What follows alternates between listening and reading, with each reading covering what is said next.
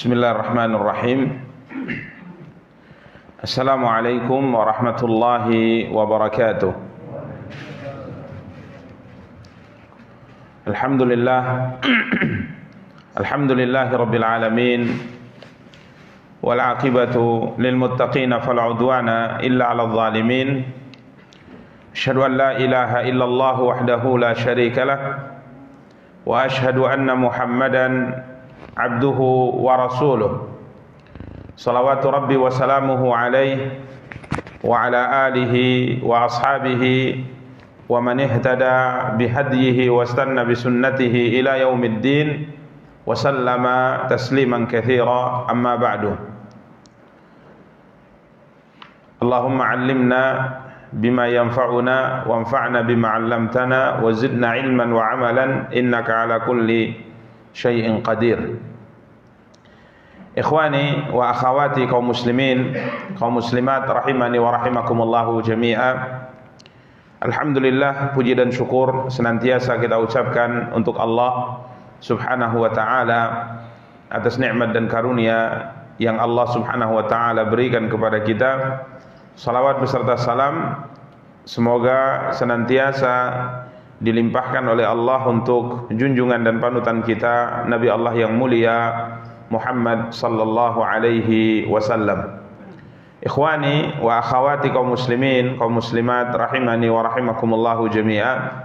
Pada kesempatan yang berbahagia kali ini kita akan kembali melanjutkan kajian dan pembahasan kita, mencoba untuk membaca dan menjelaskan salah satu di antara karya besar yang ditulis oleh Al-Imam Abu Isa Muhammad ibn Isa Ibnu Saurah At-Tirmidzi rahimahullahu ta'ala, karya beliau Sunan At-Tirmidzi, yang pada pertemuan yang lalu alhamdulillah kita telah menyelesaikan pembahasan bab ke-78, nomor hadis 256.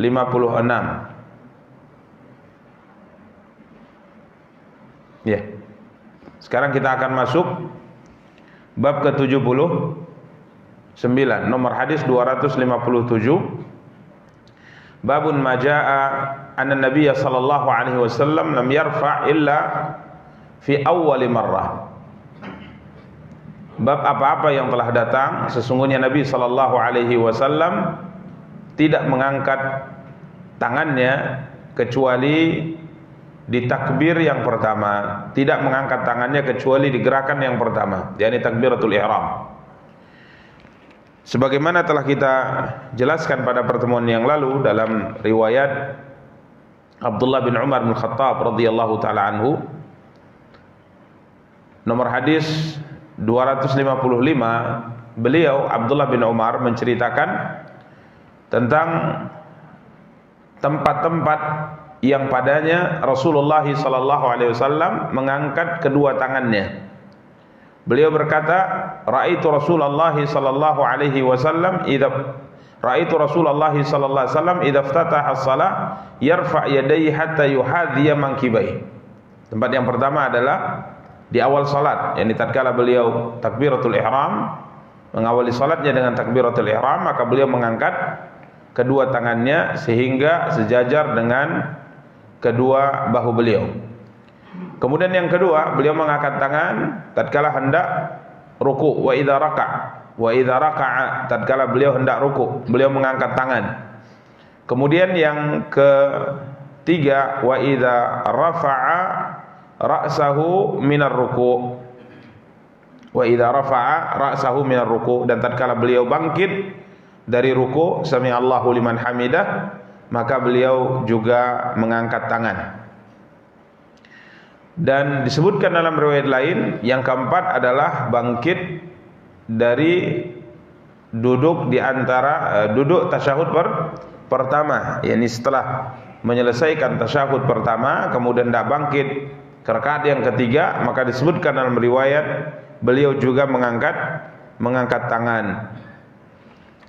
Ini empat tempat yang telah kita jelaskan pada pertemuan yang lalu,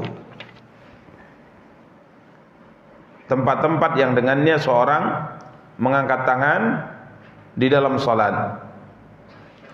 Kemudian beliau bawakan sisi lain dari hadis Rasul kita yang mulia sallallahu alaihi wasallam dari Abdullah bin Mas'ud. Nomor hadis 257. Qala Abdullah bin Mas'ud, "Ala usalli bikum salat Rasulillah sallallahu alaihi wasallam." Apakah kalian ingin aku praktekkan kepada kalian bagaimana salatnya Rasulullah sallallahu alaihi wasallam?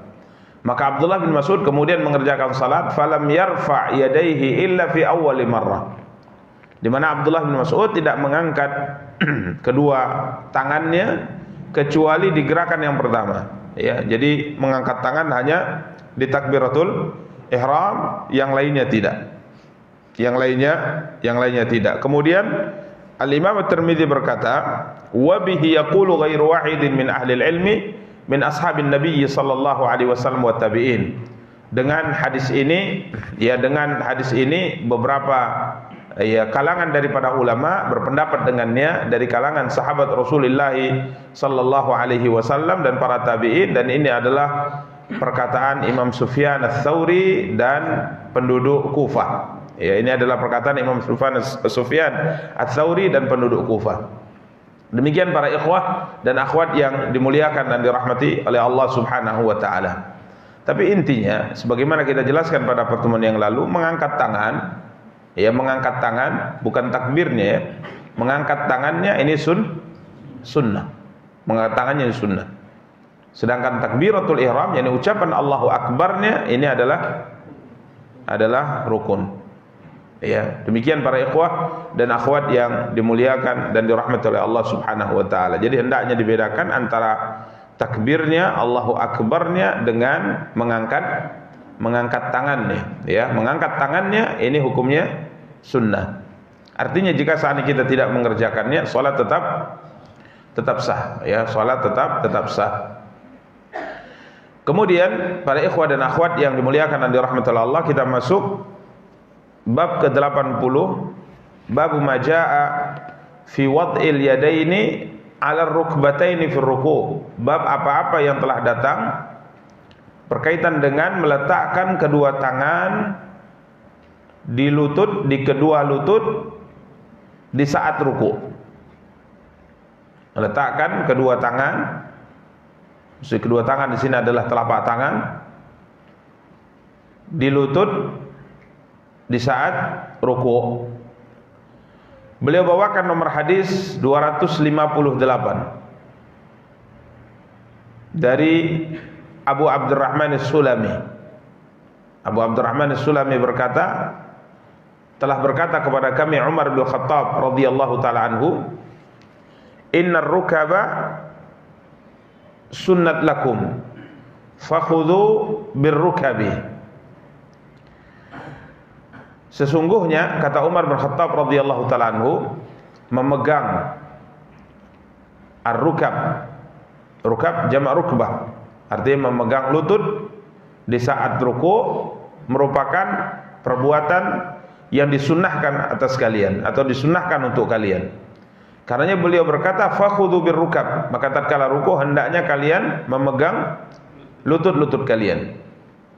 Jadi memegang lutut ini termasuk di antara sunnah yang diajarkan oleh Nabi kita yang mulia sallallahu alaihi wasallam, sebagaimana disebutkan dalam hadis ini dari Umar bin Khattab radhiyallahu taala anhu yang dinukilkan oleh Abu Abdurrahman As-Sulami rahimahullah. Kemudian Al-Imam At-Tirmidzi berkata, wal amal ala hadza inda ahli al-ilm min ashabin Nabi sallallahu alaihi wasallam wa tabi'in wa man ba'dahum. Ini merupakan hadis yang diamalkan oleh para ulama dari kalangan sahabat Nabi dan setelah mereka. La ikhtilafa bainahum fi dzalik. Tidak ada perbedaan di kalangan para ulama dalam hal ini, kecuali yang diriwayatkan dari Abdullah bin Mas'ud dan sebagian murid-muridnya. Jadi tidak ada perbedaan kecuali apa yang diriwayatkan dari sahabat yang mulia Abdullah bin Mas'ud radhiyallahu taala anhu dan sebahagian daripada murid-murid beliau, yakni murid Abdullah bin Mas'ud, annahum kana yutabbiqun wa tatbiqu mansukhun inda ahli ilm. Di mana Abdullah bin Mas'ud dan sebagian murid-murid beliau melakukan hal yang berbeda dari apa yang diriwayatkan dari Umar bin Khattab ini, di mana mereka tatkala ruku mereka melakukan tatbiq, yutabbiqun. Ya, tatkala kita baca penjelasan syurahul hadis seperti dalam kitab Tuhfatul Ahwadhi, beliau mengatakan tatbiq itu adalah ilsaqu baina batinil kaffaini wa ja'luhuma bainal fakhidain, menggabungkan antara dua telapak tangan, menggabungkan dua telapak tangan. Yang batin ada telapak tangan bagian dalam. Ya, telapak tangan bagian dalam ditempelkan dengan telapak tangan yang satunya seperti ini, kemudian meletakkannya di antara paha atau meletakkannya di antara lutut dalam sebagian riwayat. Jadi tidak menempelkannya ke paha, tidak menempelkannya ke lutut, tapi menggabungkan dua telapak tangan kemudian meletakkannya di antara lutut atau di antara dua paha. Paham ya? Agak aneh juga. Ya. Ini riwayat dari Abdullah bin Mas'ud dan sebagian murid-muridnya. Agak susah juga itu, karena dia tidak berpegangan ya. Ya, menjepit seperti ini. Tuh. Ayo coba berdiri dulu. Nah, gimana caranya? Seperti itu. Ada ke sana. Seperti itu. Itu tatbik namanya. Di lutut atau paha? Lutut, di lutut. Mana lebih mudah, yang biasa kita lakukan atau yang ini? Mungkin kalau antum melakukan itu, aneh ini salatnya. Ya. Ini ada sebuah riwayat dari Abdullah bin Mas'ud radhiyallahu taala.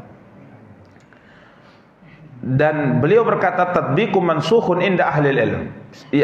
Beliau mengatakan tatbik yang dilakukan oleh Abdullah bin Mas'ud ini menurut para ulama mansukh. Hukumnya sudah dihapus.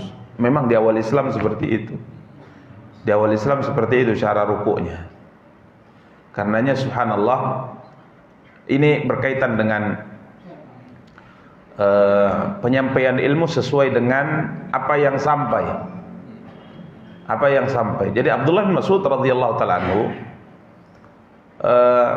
melakukan ini karena memang ya sesuai dengan apa yang beliau ketahui, dan beliau tidak tahu bahwa ini perbuatan sudah dihapus. Karenanya para ikhwah dan akhwat yang dimuliakan dan dirahmati Allah, tatkala informasi tentang tata cara rukuknya Abdullah bin Mas'ud sampai ke sahabat yang mulia Sa'ad bin Abi Waqqas radhiyallahu taala anhu. Maka apa kata Sa'ad bin Abi Waqqas rahimallah akhi Abdullah, semoga Allah merahmati saudaraku Abdullah, ini Abdullah bin Mas'ud. Memang itu yang diperintahkan dulu, tapi itu sudah dihapus. Ya. Dan ini hal yang seperti ini tidak aib.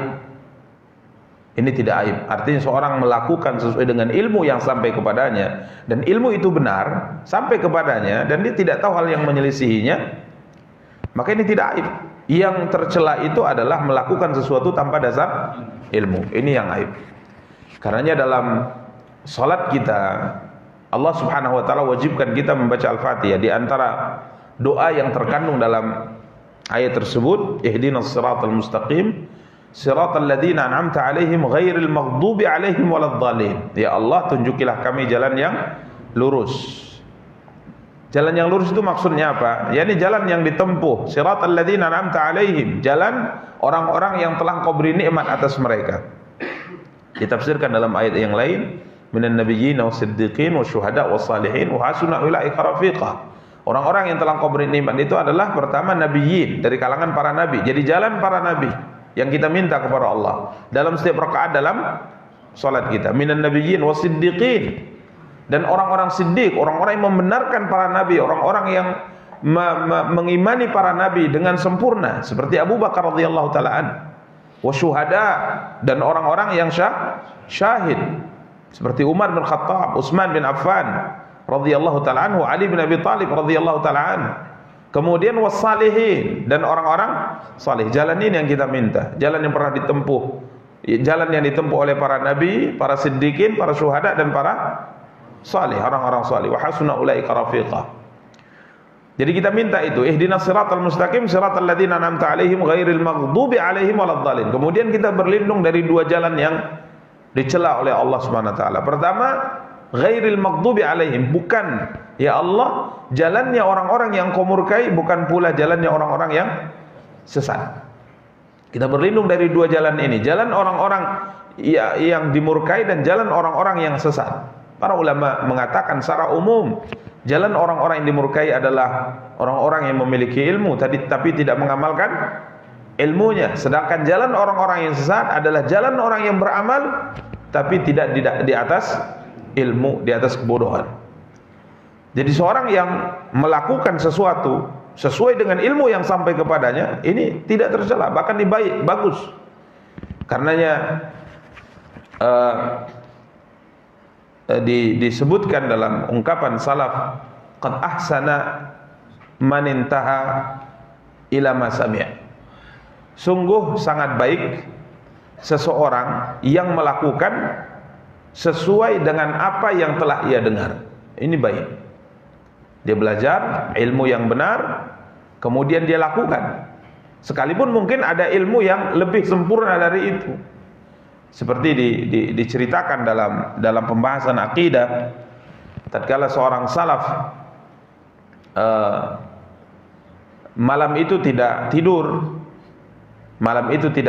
dia mengatakan, saya tidak tidur bukan karena mengerjakan salat, karena waktu itu ceritanya berkaitan dengan bintang yang disebut jatuh, ya, bintang yang disebut jatuh atau bintang yang dilemparkan oleh para malaikat untuk memanah atau menyerang para syaitan yang hendak mencuri informasi dari langit. Dan malam itu terlihat, ya, malam itu terlihat.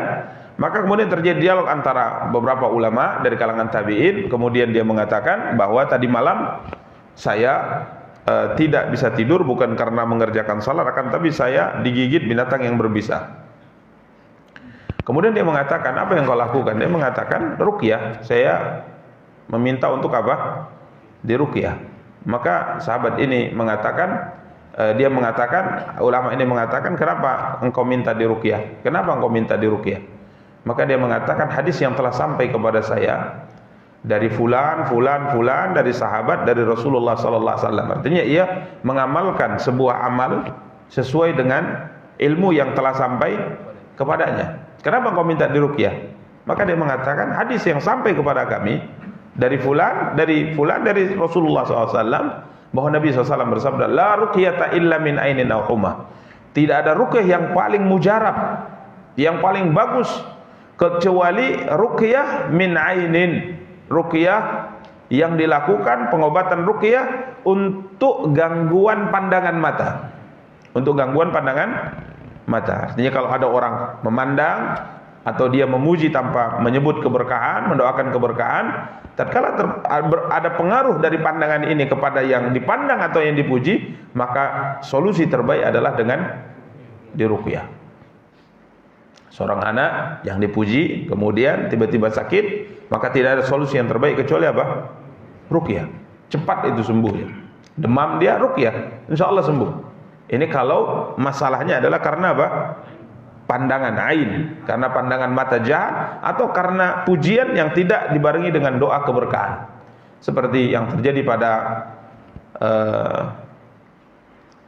Suhail, bukan Suhail, lupa nama sahabatnya. Mana sahabat ini mandi dan dia punya kulit yang halus, kulit yang bagus sekali. Dia mandi waktu itu dalam sebuah perjalanan safar. Kemudian ada seorang yang memujinya. Dia mengatakan, demi Allah saya tidak pernah melihat kulit yang mulus, ya, hatta kulit seorang gadis pun, katanya, kecuali kulit dia ini.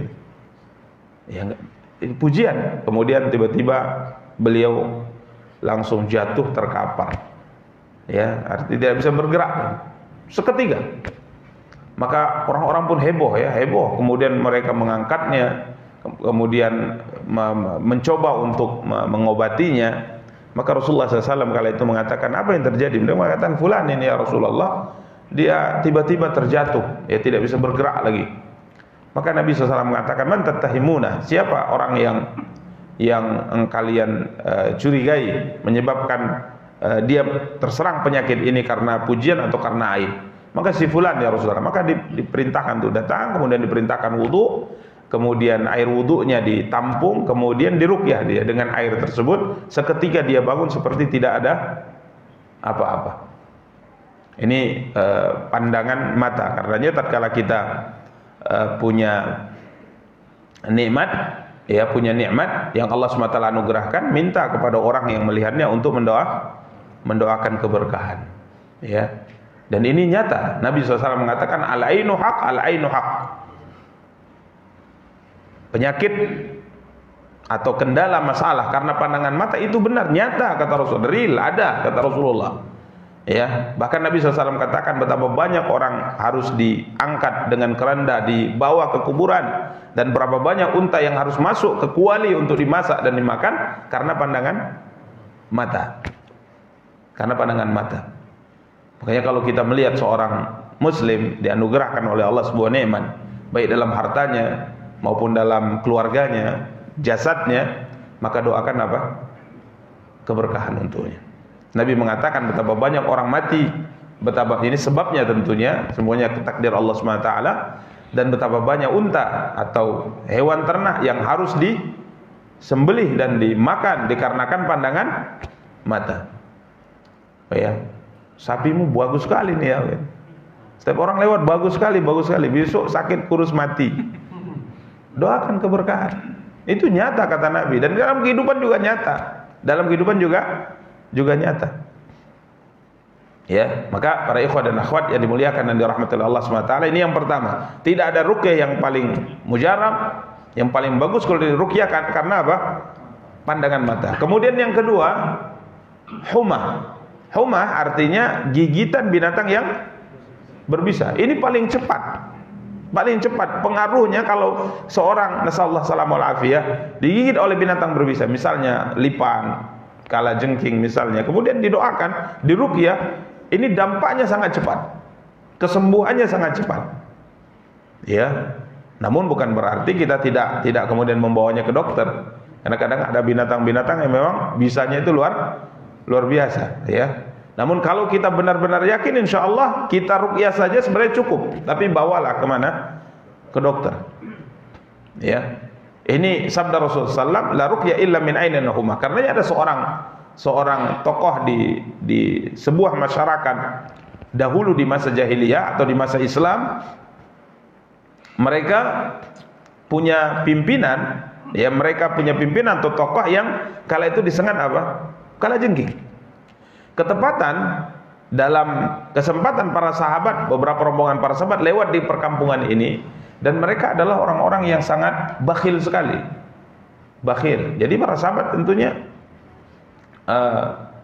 karena tamu, dan watak orang Arab itu sangat memuliakan apa? Sangat memuliakan tamu. Jadi kalau untuk tamu itu memang mereka habis-habisan. Ya, ini apa namanya? Kebiasaan atau tabiat orang Arab yang baik untuk dicontoh. Ya, mereka sangat memuliakan tamu. Qadarullah, ini masyarakat tidak memiliki sifat yang terpuji itu, sehingga para sahabat pun meninggalkan tempat tersebut, sedangkan mereka tidak dilayani, tidak dijamu sebagaimana semestinya. Qadarullah, setelah mereka meninggalkan tempat itu, maka beberapa dari masyarakat menyusul para sahabat tadi, kemudian mengatakan, minta tolonglah karena pimpinan kami tersengat kala jengking dan langsung jatuh.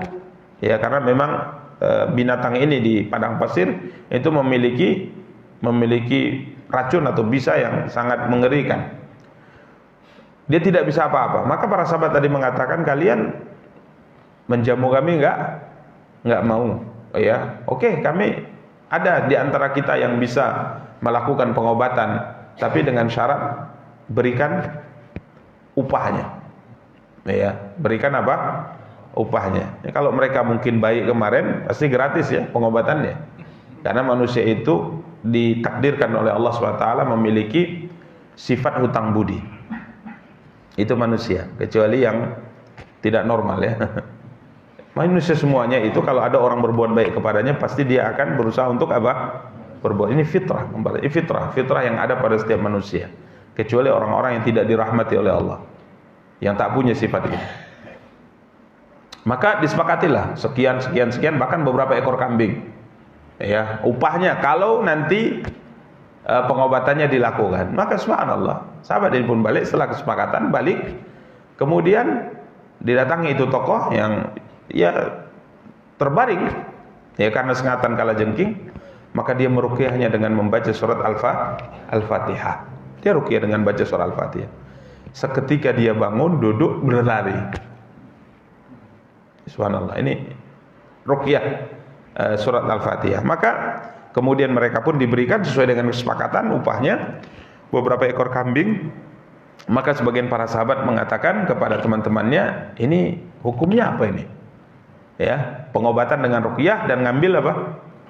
Upah. Mereka mengatakan, sudah jangan kita apa-apakan kambing ini, kita bawa ke Madinah, kita tanyakan kepada siapa? Rasulullah SAW. Nabi kemudian berkata kepada rombongan ini, dari mana kamu tahu kalau itu ruqyah?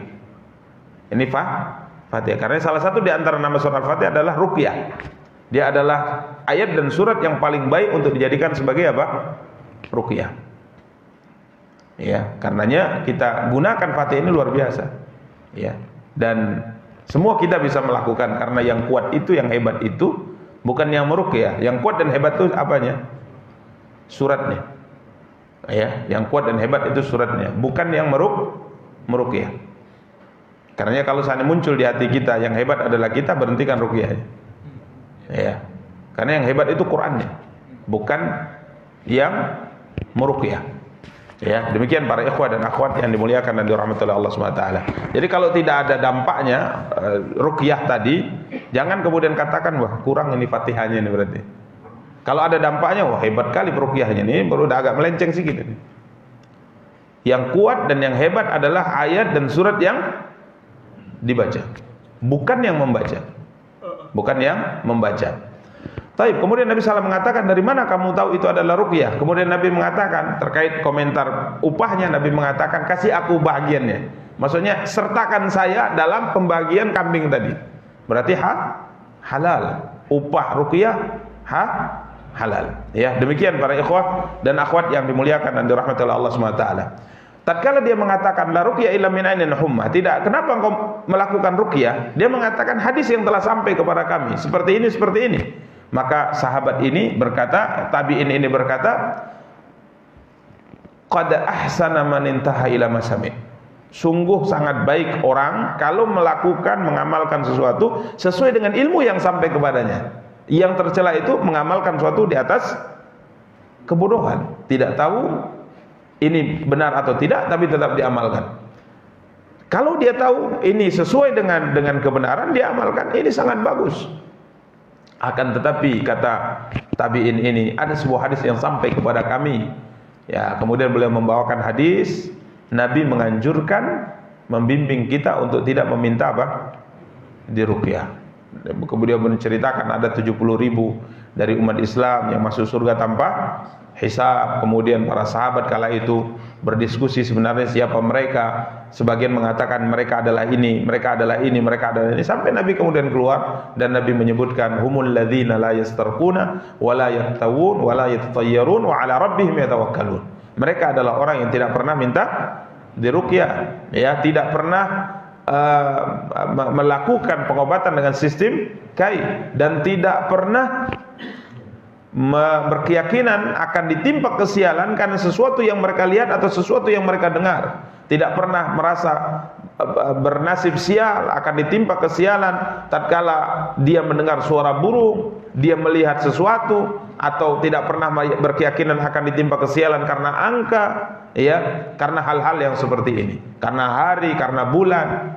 Katanya hari Rabu hari sial, bulan apa namanya, bulan Syura adalah bulan sial, angka 13 adalah angka sial. Dia tidak seperti ini. Ini adalah warisan jahiliyah. Keyakinan warisan apa? jahiliyah. Orang kalau duduk di tempat duduk nomor 13, wah sial saya ini. Ya, dan qaddar Allah di pesawat enggak ada pula nomor 13. Mereka juga takut. Ya, ini warisan jahiliyah. Begitu juga kadang-kadang di beberapa hotel 13 enggak ada. 12 langsung 14. Di mana 13-nya? Enggak ada.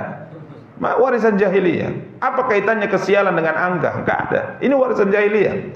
Apa kaitan kesialan dengan hari? Kesialan dengan waktu? Ya. Kesialan seorang itu karena perbuatan dirinya melakukan maksiat kepada Allah SWT.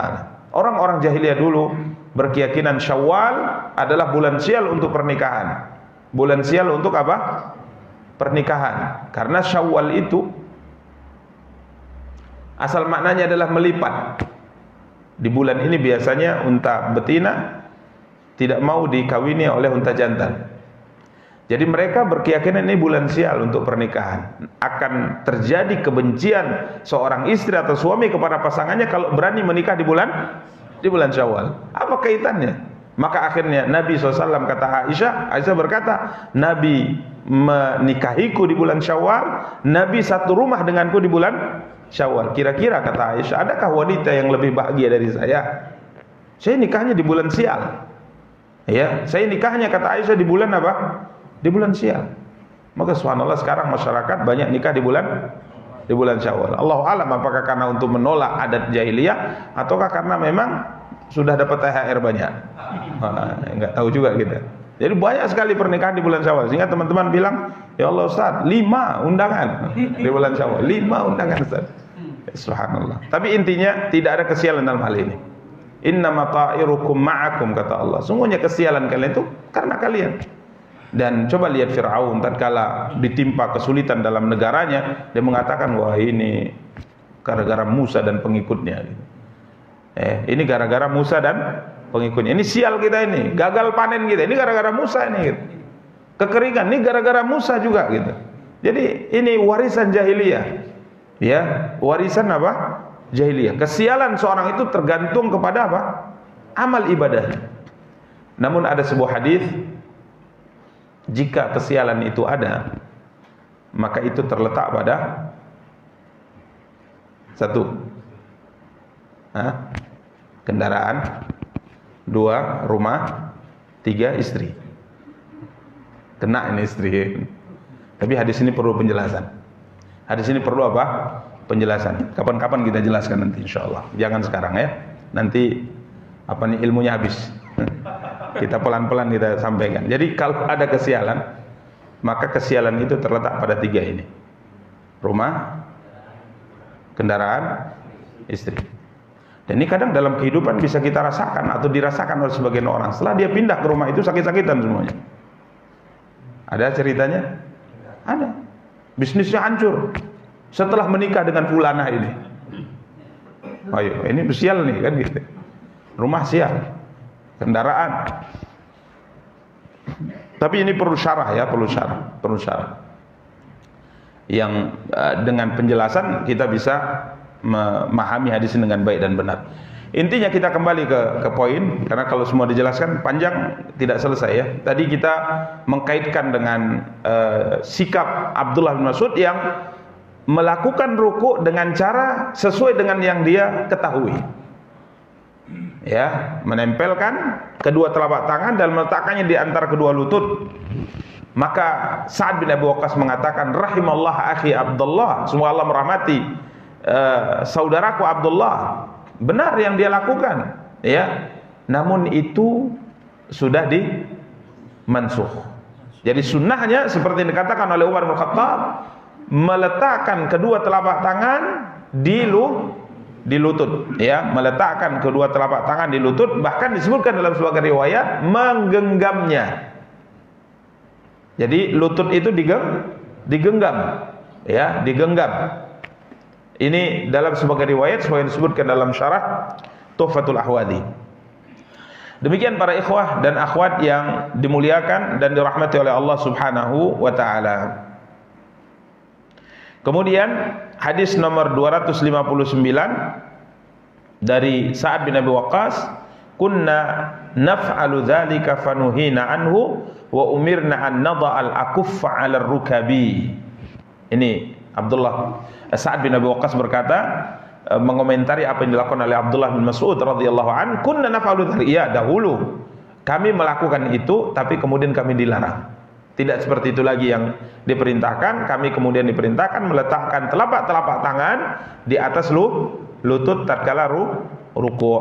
Demikian para ikhwah dan akhwat yang dimuliakan dan dirahmati oleh Allah Subhanahu wa taala. Berikutnya bab ke-81 nomor hadis 260. Babun majaa ayyujafiya yadaihi an janbaihi fir ruku'. Bab apa-apa yang telah datang bahwa sesungguhnya seorang tatkala ruku' hendaknya menjauhkan kedua tangannya, merenggangkan kedua tangannya di sisi kanan dan kirinya di saat ruku', ya, di saat ruku'. Dia hendaknya merenggangkan tangannya, tentunya telapak tangannya pegang lutut, kemudian direnggangkan tangannya menjauh dari sisi kanan dan kirinya tatkala ia sedang apa? Ruku'. Kemudian beliau bawakan hadis Abbas bin Sahal bin Sa'ad. Qal ijtama'a Abu Humaidin wa Abu Usaidin wa Sahal bin Sa'din wa Muhammad bin Maslamah. Fadzakaru salat Rasulullah sallallahu alaihi wasallam. Fadzakaru salat Rasulullah sallallahu alaihi wasallam. Jadi ada beberapa orang sahabat yang sedang berkumpul. Di sini ada Abu Humaid, ada Abu Usaid, ada Sahal bin Sa'ad, ada Muhammad bin Maslamah. Ya. Kemudian dalam perkumpulan mereka ini, mereka bermudzakarah, dan ini bagus ya, mudzakarah, saling mengkaji, mengingatkan, membahas kembali tentang sebuah ilmu.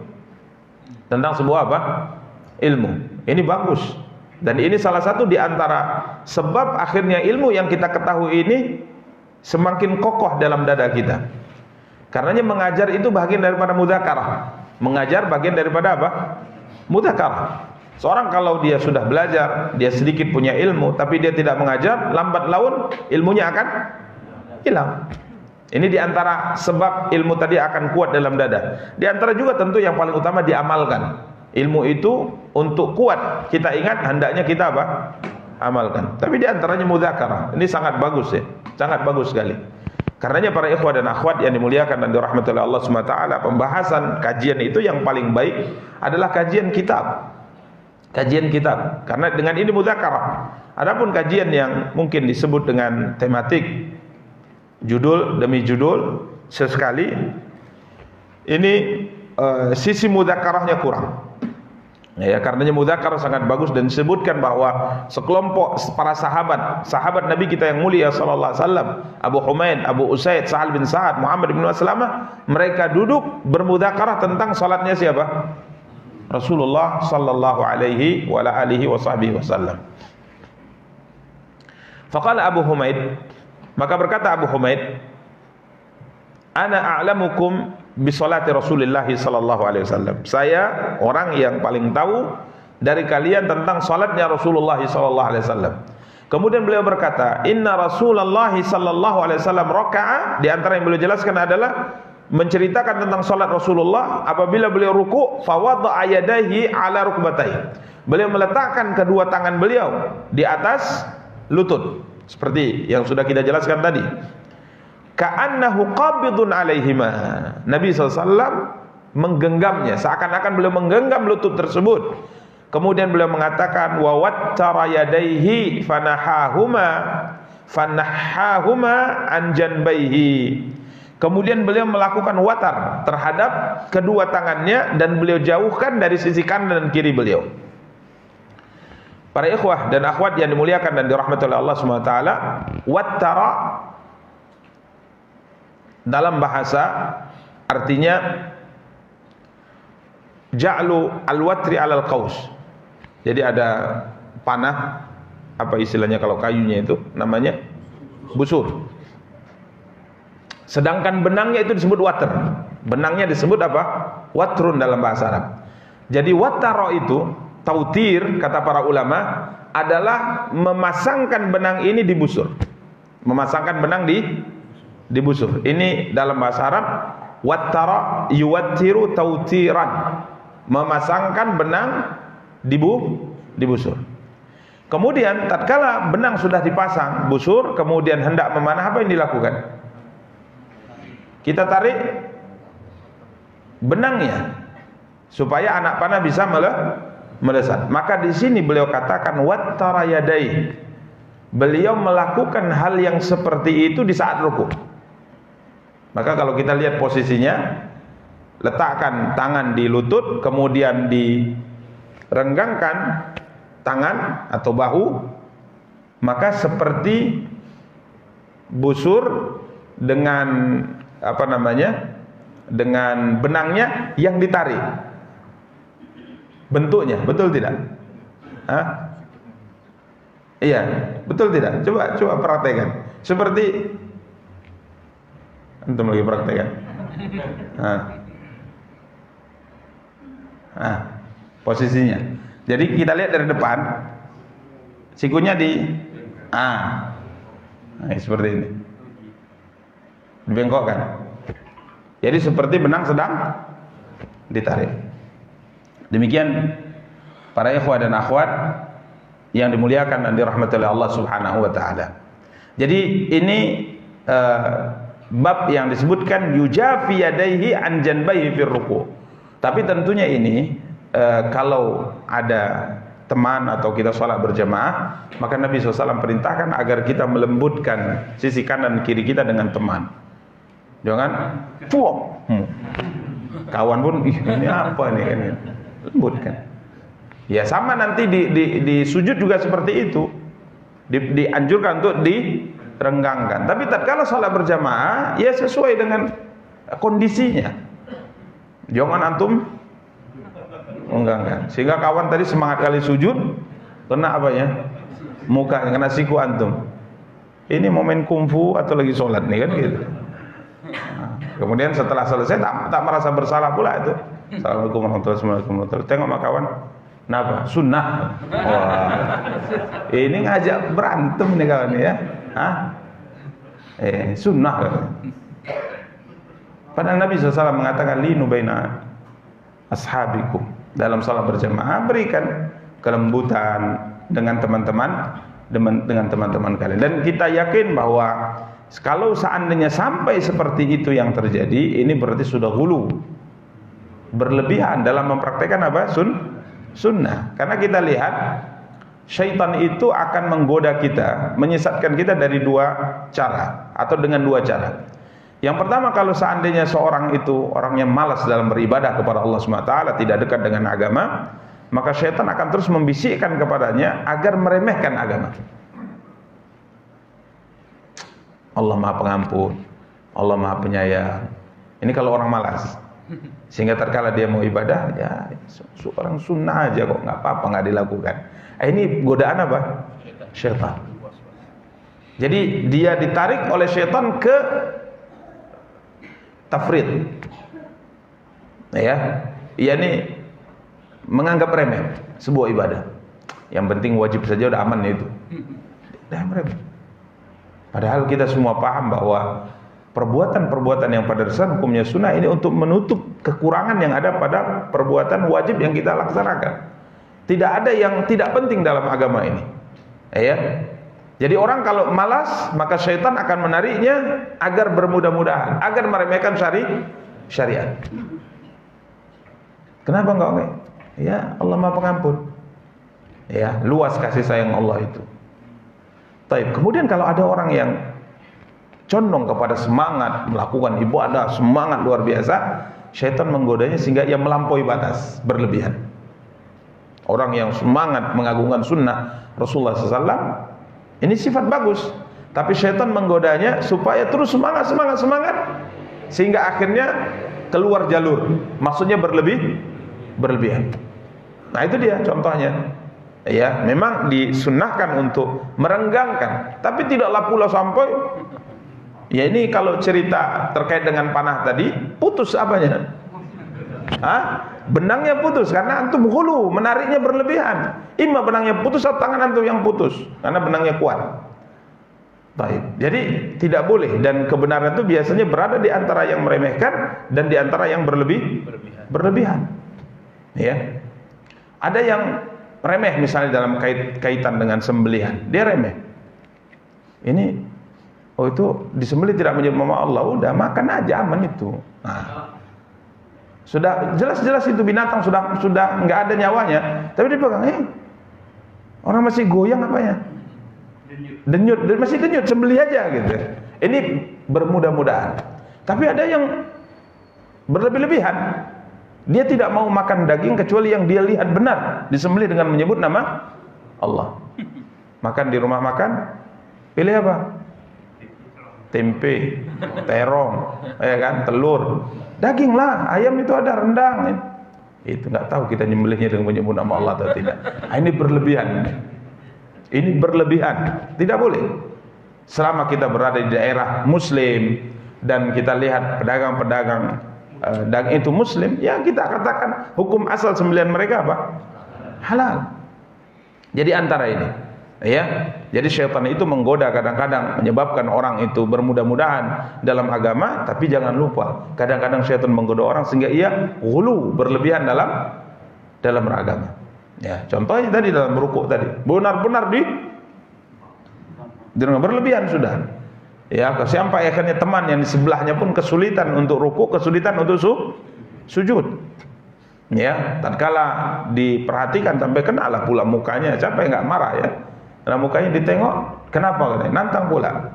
Ya, enggak tahu sunnah ini, makanya belajar supaya kita itu jangan jadi orang bodoh. Oh iya, panjang ceritanya. Ini tapi kadang-kadang yang seperti ini karena memang apa namanya? baru belajar, biasa kata pepatah, kata orang apa istilahnya? Orang yang belajar silat kalau baru sekali pertemuan, waduh jalannya pun Masya Allah, oh gini jalannya, sedikit saja keluar langsung jurusnya, padahal cuma itu yang bisa. Nasallallahu alaihi. Karena subhanallah semakin banyak kita belajar, kalau kita kaitkan dengan ilmu, semakin sadar kita kalau kita itu nggak tahu apa-apa. Ya, semakin bodoh kita. Benar kata orang bahwa padi itu semakin berisi, semakin nunduk dia. Itu bagus apa namanya? Sebuah perumpamaan yang selalu diucapkan dan dikatakan oleh orang-orang tua kita dahulu. Benar. Semakin kita mendalami ilmu, semakin tahu kalau kita itu nggak tahu apa-apa. Semakin kita tidak tahu apa-apa. Kiranya ilmu itu bagaikan lautan yang tidak berbatas atau bertepi. Ya, demikian para ikhwah dan akhwat yang dimuliakan dan dirahmati oleh Allah Subhanahu wa taala. Jadi dilakukan ini sunnah Nabi kita yang mulia SAW, tapi jangan berlebihan. Demikian para ikhwah dan akhwat, beliau mengatakan wa huwa alladzi ikhtarahu ahlul ilm, dan ini yang dipilih oleh para ulama, di mana seorang hendaknya merenggangkan kedua tangannya dari sisi kanan dan kirinya dalam rukuk, dan juga kata beliau dalam sujud. Kemudian bab ke-82, babun majaa fit tasbih fir ruku' wa sujud. Bab apa-apa yang telah datang dalam tasbih, yakni ucapan pensucian kepada Allah Subhanahu wa taala di dalam ruku' dan sujud, ya. Jadi ucapan subhanallah, mensucikan Allah Subhanahu wa taala dari hal-hal yang tidak baik.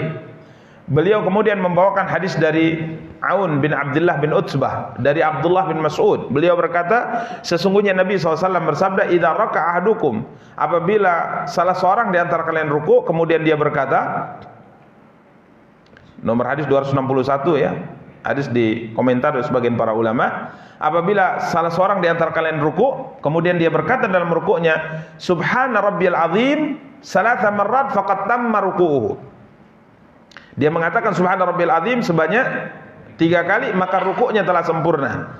Wa dzalika adna, dalam riwayat ini disebutkan ini jumlah minimal untuk agar rukuknya sempurna. Wa idza sajada faqala fi sujudihi subhana rabbil a'la 3 marrat faqad tamma sujuduhu wa dzalika adna. Apabila disujud, kemudian dia mengatakan dalam sujudnya subhana rabbiyal a'la 3 kali, maka sujudnya telah sempurna, dan ini sujud dan ini jumlah minimal untuk sempurnanya sujud. Ini hadis dikomentari para ulama, sebagian melemahkan hadis ini. Ya, karena pembahasannya minimalnya itu satu kali. Minimalnya 1 kali. Subhana rabbiyal azim di saat ruku' dan subhana rabbiyal a'la. Kemudian beliau berkata, wal amal ala hadza inda ahli ilm yastahibbuna alla yanqusar rajulu fi ruku' was sujud min 3 tasbihat. Mereka menganjurkan agar seorang yang ruku' dan sujud membaca tasbih ini, subhana rabbiyal azim, subhana rabbiyal a'la, tidak kurang dari 3. Mereka menganjurkan itu. Jadi jangan kurang dari apa? 3. Tapi kalau 1 boleh, sah insyaallah. Namun mereka mengatakan hendaknya tidak kurang dari 3. Bahkan Abdullah bin Mubarak berkata, astahibbu lil imam ayyusabbiha 5 tasbihat. Ini minimal 3 tadi, hendaknya seperti itu. Bahkan Imam Ibnu Mubarak berkata, untuk imam saya suka kalau ia melakukan tasbih 5 kali tasbih. Untuk apa? Beliau berkata, likayudrika man khalfahu salat tasbihat, agar yang di belakangnya bisa bertasbih 3 kali. Ini sebagaimana kita singgung pada pertemuan yang lalu, bahwa imam itu tatkala sholat, karena dia pimpinan, maka dia hendaknya memperhatikan siapa? Makmum. Jangan sholat suruh-suruh sendiri, ya kan? Mentang-mentang dia mau cepat 1 kali langsung, pas dia lagi sur sebanyak-banyaknya, dia perhatikan makmumnya. Makanya kemarin kita katakan, tatkala dia ruku, hendaknya dia panjangkan tasbihnya untuk diantaranya agar yang terlambat itu tidak jadi masbuk. Ya, ini diantara hal yang hendaknya diperhatikan. Bahkan Nabi SAW berkata kepada Mu'adz bin Jabal radhiyallahu taala, ya, beliau ingatkan tatkala Mu'adz salat Isya membaca surat yang begitu panjang sehingga terjadi keributan, ya, di kalangan mereka. Ada seorang yang membatalkan salatnya, mufaraqah, kemudian dia salat sendiri dan pergi. Kemudian dikomentar oleh Mu'adz bin Jabal, ini tanda orang munafik. Kemudian sampai kepada Rasulullah, maka Nabi SAW marah kepada Mu'adz. Padahal Mu'adz ini ulama besar, ya, bahkan dia adalah pimpinan ulama umat Islam. Ini Mu'adz bin Jabal masuk Islam umur 18 tahun dan meninggal umur 34 atau 35 tahun. Tapi jadi ulama besar. Nabi pernah bersabda tentangnya, a'lamu ummati bil halal wal haram Mu'adz bin Jabal. Umatku yang paling paham tentang halal dan haram adalah Mu'adz bin Jabal. Ya, meninggal masih muda. Bahkan para tabi'in menceritakan, saya datang ke kota Damaskus. Kemudian saya lihat perkumpulan di sana dan saya melihat seorang pemuda gagah, ganteng. Ya, dia punya gigi depan yang sangat manis. Jadi kalau dilihat itu, masya Allah, Mu'adz ganteng sekali orangnya, ya, ganteng sekali orangnya, dari kalangan Ansar. Pemuda duduk di sekelilingnya ada orang-orang yang sudah sepuh. Pemuda ini diam saja. Yang sepuh ini cerita tentang agama ini. Tapi kalau terjadi perselisihan, mereka tanya kepada pemuda ini, akhirnya mereka sepakat dengan perkataan pemuda ini. Saya dari kejauhan lihat, ini siapa? Ini anak muda, ganteng, gagah. Kemudian sepuh-sepuh itu kalau bermasalah datang kepadanya. Saya tanya, siapa itu? Ya, dia katakan, saya melihatnya pun saya langsung menyukainya, karena punya wibawa, punya wajah yang masya Allah. Maka dikatakan ini adalah Mu'adz bin Jabal radhiyallahu taala. Ini Mu'adz bin Jabal, orang yang punya hubungan istimewa dengan Nabi SAW. Ya, dalam beberapa kesempatan Nabi pernah menyampaikan hadis khusus kepadanya. Ya, bahkan Nabi mengatakan, ya Mu'adz, saya ini mencintaimu. Karenanya setiap selesai sholat, jangan kau tinggalkan doa ini. Allahumma inni ala dzikrika wa syukrika wa husni ibadatik. Ya Allah, bantu saya, tolong saya, inni ala dzikrik, untuk selalu bisa mengingatmu, ya, wa syukrika, untuk selalu bisa bersyukur kepadamu, dan untuk bisa melakukan ibadah dengan sebaik-baiknya kepadamu. Jangan kau lupakan doa ini setiap selesai sholat. Saya mencintaimu, coba doa ini jangan pernah kau lupakan. Ini Mu'adz bin Jabal radhiyallahu taala. Ya, para ikhwah dan akhwat yang dimuliakan dan dirahmati oleh Allah, beliau melakukan sebuah kesalahan yang mungkin kita anggap kesalahan biasa, ya, tapi Nabi menegurnya dengan teguran yang sangat keras, karena orang sekaliber Mu'adz bin Jabal, setingkat Mu'adz bin Jabal dari sisi keilmuan dan keutamaan, selayaknya tidak boleh melakukan kesalahan seperti itu. Karenanya pelanggaran yang dilakukan oleh manusia itu dilihat apanya? Tingkat siapa yang melakukannya. Kadang-kadang ada sebuah kesalahan dilakukan oleh seorang, kita tegur biasa gitu. Tapi kadang-kadang pada orang lain ini luar biasa. Nah ya, ada anak-anak umur 7 tahun main dalam sholat. Ini pelanggaran. Tapi kalau ada orang umur 45 tahun main dalam sholat, nah gimana? Ini beda ya, beda. Ya. Jadi tercela, ya, seorang anak yang melakukan kesalahan seperti dilakukan orang dewasa, dan lebih tercela lagi kalau orang dewasa melakukan kesalahan yang dilakukan oleh anak-anak. Ya, demikian para ikhwah dan akhwat yang dimuliakan dan dirahmati Allah. Coba bayangkan anak-anak umur 7 tahun sholat, injak kaki kanan, injak kaki kiri. Kemudian tiba-tiba kita dapati sebuah masjid, orang 45, 50 tahun sholat injak kaki kanan, injak kaki kiri. Kira gimana? Ya, makanya penegurannya juga harus berbeda. Ya, kita tidak memaklumi, tapi kadar kesalahan dilakukan oleh sekelompok ini berbeda dengan kadar dilakukan oleh orang lain. Karena Nabi SAW tidak menerima kesalahan yang dilakukan oleh sahabat-sahabat terdekat beliau. Ya, tapi kadang-kadang kesalahan dilakukan lebih parah, Nabi menyikapinya dengan santai. Seperti seorang Arab Badui yang masuk masjid kencing. Muaz bin Jabal sholat panjang rakaatnya, Nabi marahnya luar biasa. Afattanun anta ya Muaz, kamu ini buat ribut saja Muaz. Marah besar Rasulullah SAW. Ya, kalau kamu sholat, ini Nabi, bahkan Nabi naik mimbar, sampai mengingatkannya Nabi naik mimbar. Ya, inna minkum munafirin, ada di antara kalian itu membuat orang lari dari ibadah. Nabi marah besar. Padahal masalahnya memimpin sholat dengan rakaat yang dengan bacaan yang lebih panjang dari biasanya, tapi Nabi marah. Bahkan Nabi mengatakan, kenapa kau tidak membaca wasyamsi wadduhaha wal laili idza yaghsha? Perhatikan makmummu di belakang, karena tatkala engkau menjadi imam, di belakangmu ada orang tua, di belakangmu ada perempuan, di belakangmu ada anak-anak, di belakangmu ada orang yang punya hajat kebutuhan, sehingga tidak bisa dia sholat begitu panjang. Ini sholat wajib, perhatikan itu. Tapi tatkala datang Arab Badui masuk ke masjid, kemudian dia sesak kencing, mana ada mau kencing ini kan? Ya nggak ada pula toilet dulu di sekitar apa? Masjid. Tengoknya lantai Rasulullah itu pasir ditaburi dengan kerikil-kerikil halus, kerikil-kerikil kecil. Layaknya pada pasir. Mana lah mau pipis ini? Pergi ke sudut. Dan langsung jongkok. Cus. Kencing. Maka sahabat melihatnya, semua marah, ingin memukulnya. Tapi Nabi mengatakan, "Da'u." Udah biarkan saja. Sampai dia selesai kencingnya. Setelah selesai kencing, Nabi panggil dia, kemudian berkatakan, itu air kencingnya disiram dengan air. Ambilkan air, beberapa ember, siram, supaya dia meresap ke bawah. Ya, supaya meresap ke bawah, sehingga akhirnya tempatnya menjadi suci. Adapun orang tadi, maka Nabi nasihati. Nabi cerita, ini masjid dibangun untuk ibadah, untuk ini, tidak boleh ini. Nabi nggak marah, Nabi tidak ini. Sampai akhirnya terkesan dia dengan apa? Dengan pengarahan Rasulullah SAW. Teguran Rasulullah kepadanya itu sangat bijak sekali. Sampai akhirnya disebutkan sebagai riwayat, dia berdoa, Allahumma arhamni wa Muhammadan wa la tarham ma'na ahada. Ya Allah, rahmati aku dan Muhammad saja, yang lainnya enggak usah ya Allah. Itu terkesan dia dengan perilaku siapa? Rasulullah. Dan dia tidak respect dengan sikap para sahabat yang emosi, bahkan ada yang mau mukul. Memang keterlaluan, masa kencing di mana? Tapi siapa dia gitu? Siapa dia?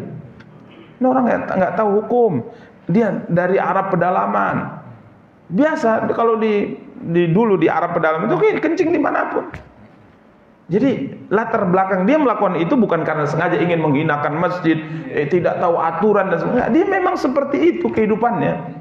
Maka Nabi memaklumi itu. Nabi panggil, Nabi arahkan. Maka subhanallah, dia mengatakan, ya Allah, karena dia melihat bagaimana bagusnya sikap Rasulullah, sampai dia mengatakan, Allahumma arhamni wa Muhammadan, ya Allah rahmati aku Muhammad, yang lainnya enggak usah ya Allah. Maka Nabi senyum, kemudian Nabi mengatakan, laqad hajarta wasi'an. Kamu ini sudah menyempitkan sesuatu yang luas. Kasih sayang Allah itu tidak bisa dibatas-batasi. Ya nggak bisa dibatasi. Jadi kalaupun kamu mengatakan ya Allah rahmati saya dan keluarga saya saja, yang lainnya jangan, nggak bisa. Rahmat Allah itu luas. Wa rahmati wasi'at kulla syai'. Rahmatku meliputi segala sesuatu. Jadi ini Mu'adz ibnu Jabal. Karenanya seorang imam hendaknya memperhatikan yang di belakang. Imam hendaknya memperhatikan di belakang. Bahkan Nabi SAW mengatakan, kalau dia sholat sendiri maka falyutawil masya. Silahkan dia panjangkan bacaannya sesuai dengan keinginannya. Karena Nabi SAW nanti disebutkan di sini, beliau sholat panjang di malam hari. Kemudian ada seorang sahabat yang ikut nimbrung. Dia lihat ketepatan nih Nabi sholat malam, ikut dia. Ini sholat sunnah, maka dia ikut. Nabi baca Al-Baqarah. Ghairil maghdubi alaihim waladdallin, amin.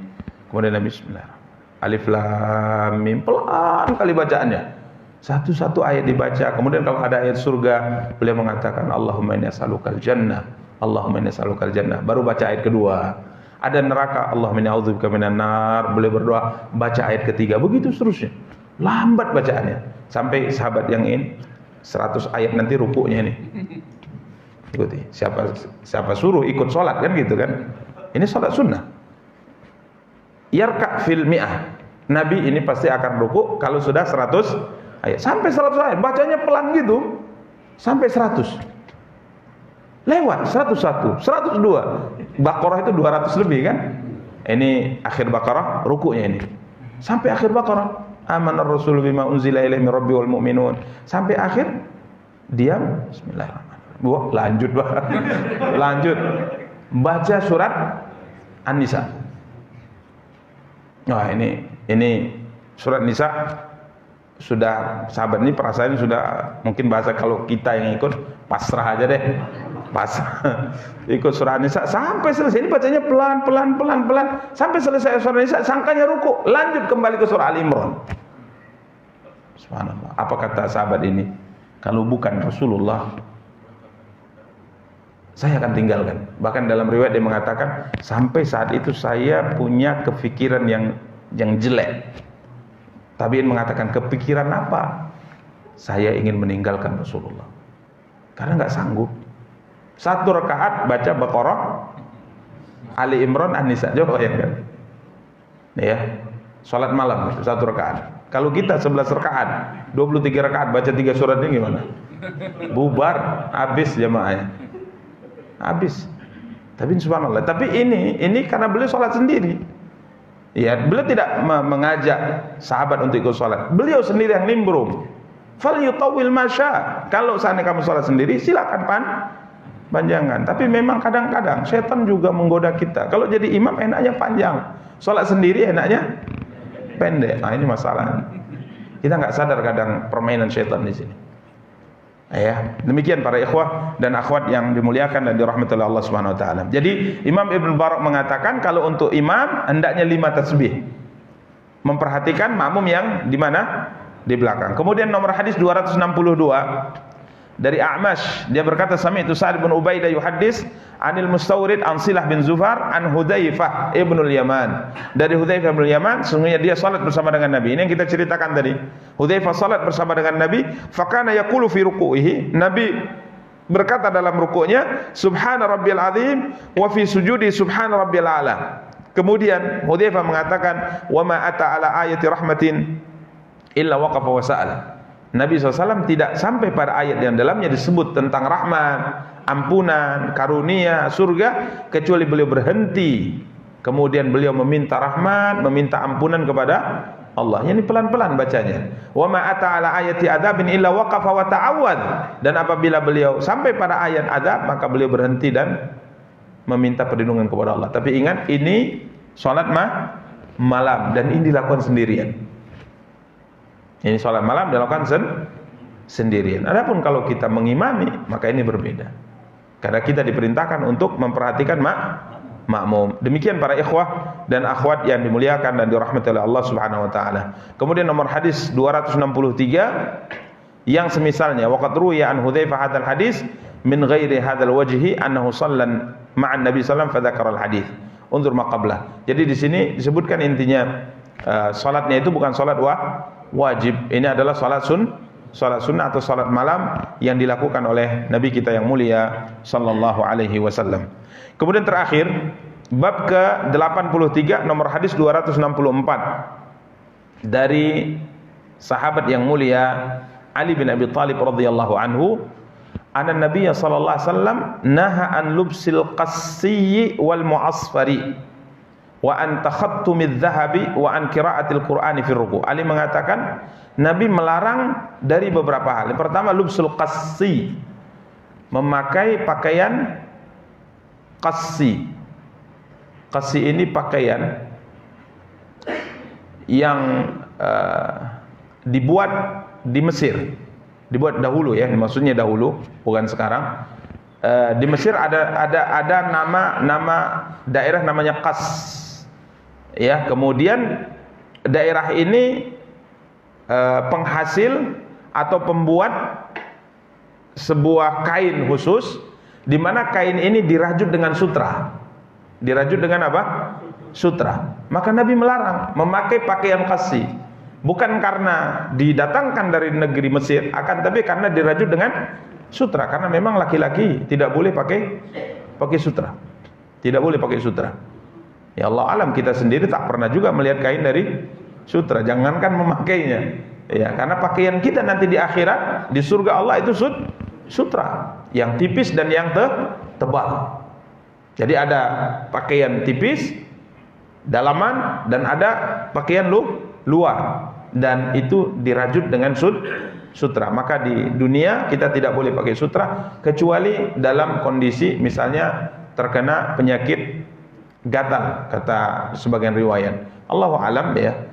Infonya kita baca dalam pembahasan hadis bahwa penyakit gatal itu akan berkurang kalau kita pakai apa? Sutra. Allah alam. Sekarang juga mungkin antum pernah melihat sutra. Dan yang sutra yang dimaksud ini bukan kain istilah sutra, tapi sutra yang dari binatang. Dari apa istilahnya? Dari ulat sutra. Ya, itu yang tidak boleh. Tapi kalau sebagian akhwat ini jenisnya sutra, padahal bukan sutra yang dimaksud dalam hadis, maka insya Allah tidak mengapa. Ya, taib. Intinya para ikhwat dan akhwat ini dilarang oleh Nabi memakai pakaian yang disebut dengan qassi, yang pakaian didatangkan dari Mesir yang dirajut dengan sutra. Kemudian yang termasuk dilarang kata Ali bin Abi Thalib al-mu'asfar. Al-mu'asfar ini pakaian yang dicelup dengan warna kuning. Dan ini tumbuhan khusus juga yang biasanya pakaian itu dicelup atau bahasa kita di apa? Merubah warnanya, diwantek dengan menggunakan warna kuning ini. Ini dilarang dipakai. Ya, dalam riwayat ini. Kemudian wa antakhattumidz dzahab. Nabi melarang memakai cincin dari emas. Ini bagi laki-laki. Ya, laki-laki tidak boleh memakai apapun yang berkaitan dengan emas. Dia tidak boleh cincin emas, tidak boleh pakai kalung emas, tidak boleh pakai gelang emas, tidak boleh pakai anting emas. Ya, anting enggak emas pun enggak boleh ya. So, laki-laki pakai apa? Pakai anting. Laki-laki, subhanallah, Allah SWT takdirkan dia sempurna tanpa perhiasan. Kalau dia pakai perhiasan, ada kurang di sana. Makanya disebutkan oleh Fir'aun, beliau berkata, awa may yunashsha'u fil hilyah wa huwa fil khisami ghairu mubin. Awa may yunashsha'u fil hilyah wa huwa fil khisami ghairu mubin. Dia mengatakan, merendahkan Musa alaihissalam, apakah sama orang yang tatkala dibesarkan dengan perhiasan dengan yang tidak dibesarkan dengan apa? Perhiasan. Padahal sebagai seorang laki-laki lebih sempurna dia itu tumbuh besar dewasa tanpa apa? Perhiasan. Beda dengan wanita. Wanita itu kalau tidak ada perhiasan orang akan tanya, ini anak laki-laki atau perempuan? Nah gitu. Perempuan loh, mana antingnya kan gitu. Tapi kalau laki-laki kasih anting, kasih ini loh, kok dikasih anting laki-laki kan gitu. Jadi intinya memang laki-laki itu ditakdirkan oleh Allah Subhanahu wa taala sempurna dan tidak butuh apa? Perhiasan. Kalau wanita memang fitrahnya seperti takdirnya seperti itu. Dia pakai perhiasan dan dia terus bersolek. Ya kalau ada laki-laki mana-mana bawa Kaca bedak. Nah. Kan nggak normal kan? Ya normal. Ini laki-laki. Ya. Diciptakan oleh Allah seperti itu. Karena laki-laki tidak boleh pakai cincin emas ya, emas tidak boleh cincin emas, tidak boleh perhiasan emas, ini laki-laki. Tapi kalau perak dan sebagainya, insya Allah tidak mengapa. Laki-laki pakai cincin perak bagus, karena memang Nabi pakai cincin juga. Ya, Nabi pakai cincin. Tapi kalau emas memang tidak boleh. Ya, emas tidak boleh. Nabi SAW mengatakan diharamkan emas untuk laki-laki dari kalangan umat kita dan dihalalkan untuk perempuan. Ya, jadi dilarang memakai cincin emas. Ingat laki-laki. Ya, ini laki-laki, jangan nanti pulang, dek, lepas tuh. Nggak boleh kata Ustaz. Ya, untuk perempuan memang hendaknya diberi apa? Diberi perhiasan. Hendaknya diberi perhiasan. Sampai Aisyah sendiri dalam beberapa kesempatan kalau beliau hendak melakukan perjalanan dengan Rasulullah SAW, beliau pakai apa? Perhiasan. Tak punya kalung, beliau pinjam ke kakaknya Asma binti Abi Bakar radhiyallahu taala. Bahkan sebagian para ulama mengatakan perhiasan wanita yang dari emas itu ini tidak ada kewajiban zakatnya. Yang ada kewajiban zakat adalah emas, bukan perhiasan. Kalau perhiasan sebagian ulama mengatakan tidak ada kewajiban zakat. Kalung, gelang, artinya perhiasan yang dibeli untuk dipakai ya. Sekalipun mungkin gelangnya berapa gram? 100 gram misalnya. Ya, kalungnya 100 gram. Kalau memang dia beli untuk dia pakai, maka tidak ada kewajiban zakat. Zakatnya meminjamkan. Zakatnya meminjamkan, tapi ke yang dipercaya lah, kalau enggak hilang dia. Ini biasa meminjamkan. Masyarakat minjam kakak, mau kemana kak? Mau ini, yaudah pakai dulu nih. Pinjamkan. Itu zakatnya kata para ulama. Walaupun sebagian mengatakan tetap ada apa? Zakat ini khilaf dalam pembahasan fikih. Jadi intinya berhias, memakai perhiasan dari emas itu tidak boleh bagi laki-laki. Ali mengatakan wa anta khattumi az-zahab. Nabi melarang pemakai cincin dari emas. Kalau dari perak bagus karena memang itu dipakai oleh siapa? Nabi kita yang mulia salam. Bahkan stempel beliau Muhammad Rasulullah itu ada di cincin beliau dan beliau pakainya di kiri. Beliau pakainya di kiri. Beliau stempel Muhammad Rasulullah di cincin tadi. Setelah Nabi meninggal dipakai oleh Abu Bakar. Setelah Abu Bakar meninggal dipakai oleh Umar bin Khattab. Setelah Umar meninggal dipakai oleh Utsman. Namun di pertengahan kepemimpinan Utsman cincin ini jatuh ke sumur. Kemudian dicari, bahkan dikuras, tidak dapat. Itu adalah awal mula terjadi permasalahan dalam kepemimpinan Utsman bin Affan radhiyallahu taala. Allah alam, karena memang ini barang pernah melekat di tangan Rasulullah sehingga mendatangkan apa? Keberkahan. Beda dengan kalau cincin melekat pada selain Rasulullah, itu tak ada berkahnya. Tapi kalau yang melekat pada Rasulullah itu akan mendatangkan apa? Keberkahan. Baik. Kemudian yang keempat ya yang dilarang, wa an qiraatil Qur'ani fir ruku', dan Nabi melarang membaca Al-Qur'an di dalam ruku'. Jadi dalam ruku' tidak boleh membaca Al-Qur'an, begitu juga dalam sujud. Nabi SAW katakan, ala inni nuhitu an aqra al-Qur'an, sesungguhnya saya dilarang membaca Quran di saat ruku' dan sujud. Adapun sujud fa'azzimu fihi rabb, agungkan Rabb kalian dengan mengatakan subhana rabbiyal azim. Adapun di dalam sujud agungkan Tuhan kalian, amma fir ruku' fa'azimur rabb wa amma fis sujud. Adapun di sujud maka perbanyak apa? Doa. Karena doa dalam sujud doa yang tidak ditolak oleh Allah Subhanahu wa taala. Jadi tidak boleh membaca Al-Qur'an di saat rukuk dan sujud. Kenapa? Karena memang tempat itu kita diperintahkan untuk mensucikan Allah. Kita diperintahkan banyak mengucapkan subhana rabbiyal azim dalam rukuk dan subhana rabbiyal a'la di dalam sujud. Demikian para ikhwah dan akhwat yang dimuliakan dan dirahmati oleh Allah Subhanahu wa taala. Mereka berkata, Imam At-Tirmidzi berkata, wa huwa qaulu ahli ilm min ashabin nabi sallallahu alaihi wasallam wa tabi'in wa man ba'dahum. Ya, ini adalah pendapat para ulama dari kalangan sahabat dan tabi'in, dan ulama setelah mereka membenci membaca Al-Quran di saat ruku' dan sujud. Ya, jadi mereka tidak menyukai ini di saat rukuk dan sujud membaca apa? Al-Quran. Demikian para ikhwah dan akhwat yang dimuliakan dan dirahmati oleh Allah yang dapat kita sampaikan. InsyaAllah pada pertemuan yang akan datang kita akan lanjutkan bab ke-84 nomor hadis 265 insyaallah taala. Demikian kita cukupkan pembahasan kita. Kita tutup dengan doa kafaratul majlis. Subhanakallahumma bihamdika asyhadu an la ilaha illa anta astaghfiruka wa atubu ilaik. Wassalamualaikum warahmatullahi wabarakatuh.